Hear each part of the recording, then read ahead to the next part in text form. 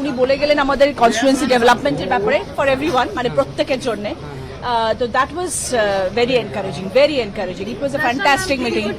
ওনারা আমাদের সাথেই আছেন। এইটা দেখুন, একটু ফেক প্রচুর আলোচনা হয় এখন, অনেক কথা হাওয়ায় ওড়ে, অনেক কিছু হয়, সেগুলো নিয়ে এখন ভাবলে হবে না। আমরা 20 জন ছিলাম, আমরা 20 জন আছি। ইনফ্যাক্ট বাড়তেও পারে দিদি, বাড়তেও পারে, কেন নয়, বাড়তেও পারে। 8 জন আছে, আরো কজন আসবে ওখান থেকে? ওদিকে 8 জন আছে, বলতে পারছি না কজন আসবে, বাট বাড়তেও পারে। দিদি বুঝে নিন এবার।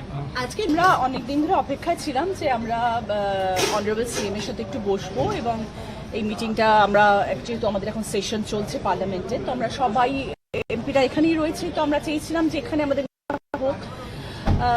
তো সেই জন্যেই আজকে উনি এসেছিলেন, এবং এটা অনেকদিন ধরে আমাদের একটা পেন্ডিং মিটিং ছিল, যেটা হলো, এবং আমাদের সকলের অনেক প্রশ্নের ঝুলি নিয়ে আমরা ছিলাম সবাই। আমাদের কনস্টিটুয়েন্সি ডেভেলপমেন্টের ব্যাপারে কিভাবে আমরা এগোবো, কিরম ধরনের কাজ আমাদের করলে আমরা কাজ করে এগোতে পারবো, যেহেতু আমাদের এখন একটা বড় ব্রেক হয়েছে, এবং আমরা যেহেতু এখন আগের সরকারের সাথে নেই, আমাদের নতুন সরকারের পাশে আমরা রয়েছি, এবং আমরা নতুন সরকারকে সাপোর্ট করছি।